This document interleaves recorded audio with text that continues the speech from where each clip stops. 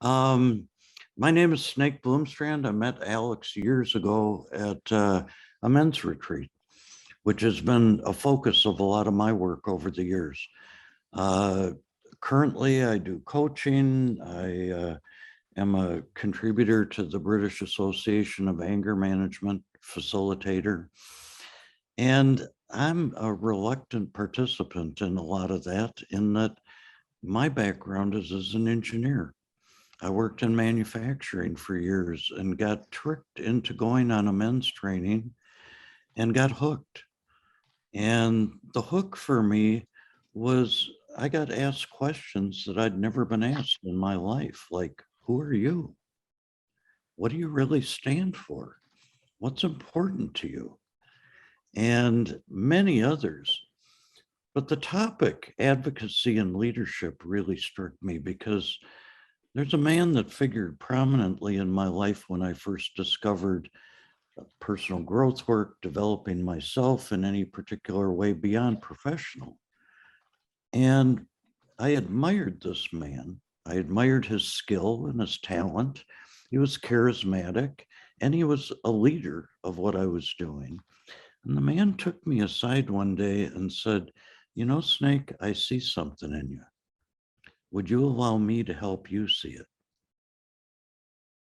And when Alex first asked me about advocacy and leadership, I thought about that man. His advocacy for me, simply by asking that question, made me ask myself, well, what does he see? Had never considered that someone else would see value in me. And I had success and business, and it just, that question kind of came out of the blue. Now, I don't really know what he saw years ago, but I know his question, just saying, I see something in you, motivated me to find out a little more about myself and develop more of the skills and and practice that I've developed over 30, 35 years. Um, I've done seminars for men and women around the world, all over the United States. Uh, I've worked recently with special forces, men and women who have recently retired, coming home around trauma, what I like to call trauma reconciliation. Um, how do you take the stuff that's happened to you and reconcile it? Not heal, not make it go away, not deny, but how do you plan on holding traumatic instances as you move forward? Uh, a lot of my work is not only about trauma reconciliation, but put into a question. It's, do you know when you're emotionally compressed? Can you accurately interpret your emotions? And do you know what to do if you're emotionally compressed? Do you know how to settle? Do you know how to decompress? So, to demystify a lot of the words, a lot of my work, despite the venue and the variety of venues, is about not just emotional literacy, but emotional agility and self knowledge. Uh, we tend to know a lot more about other people than we know about ourselves. And it sets us at a disadvantage because when it comes time to reconcile trauma or to perform or to speak and actually put out there what's important to you, you have to know yourself, both assets and liabilities. I liked what Molly said earlier about confidence. I don't know that I've ever been confident a day in my life, but I get a thrill from stepping out on the edge and always have. Give me the random box of parts and let me play with it and I'll make something out of it. And that's always been the groove where I feel most comfortable in. I'd like to give you another example of advocacy. In the mid 90s, I was working a lot in London at that point, and a lot of the groups that I was working with had a lot of South Africans who were living in London, expats, and settled during apartheid. They'd left their country. And as we started talking about this notion of coming together, uh, not to solve political problems or create an organization, rather, the South Africans said, South Africa's challenged and is working on after the apartheid. And one of the things missing is relationships across races. They've always had a huge power differential. Could we do these seminars about being better men, better women, more conscious of who we are as a common ground, a neutral zone, to both build relationships and strength amongst the community? They knew beyond a shadow of a doubt that unless the people in South Africa were able to find a way to come together, the country would be lost. And it did turn out to be common ground where many people were able to cross those racial boundaries and see the human in one another, but also develop themselves in a way that was real powerful at that particular time.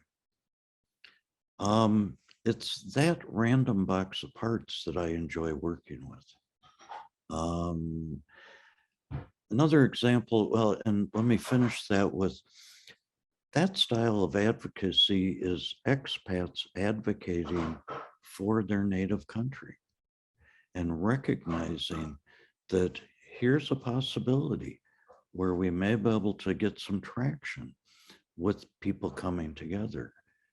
And the history of South Africa over the last 20 years is like everywhere in the world, been sketchy. Have they accomplished bringing everyone together? No. But there's many, many people who have found a different way to connect as a result of that. That's been very powerful. And again, it's that human connection. Another project I worked on started over 25 years ago as we started doing seminars inside Folsom Prison. And we were working with level 4 prisoners, people for the most part who would never be released from jail. They were doing life sentences. And at that time, with the three strike conviction, it was life sentence and there was no other option. So these men that we were working with knew they would never get out of prison, that they would live their entire lives in prison. And they were sick and tired of the system within the prison that insisted on dominance and violence. And they set out to change that and brought some of us into the prison to help them with that. The program at this point is called Inside Circle. Basically, these men did a seminar with us and then continued meeting themselves and continuing the work inside the prison with one another. They advocated for one another. Basically, what they were able to do is turn the culture within the prison into more of a monastic sort of approach, where it was about personal development and about how do you get to where you are? What were the implications, the past traumas, the young child influences that really shaped who you are? And is that who you really want to be? Do you aspire something else, whether you're going to spend life in prison or not? Now, thankfully, many of those men at this point have been released. California's realized that prisons are expensive and putting too many people in prison is a bad idea. They've relooked at a lot of these cases, and we have in the neighborhood of 40 men who came through that program. And in the last 10 years, there's been no recidivism. These people invented new lives as a result of the monastic experience that they created for themselves within a toxic culture.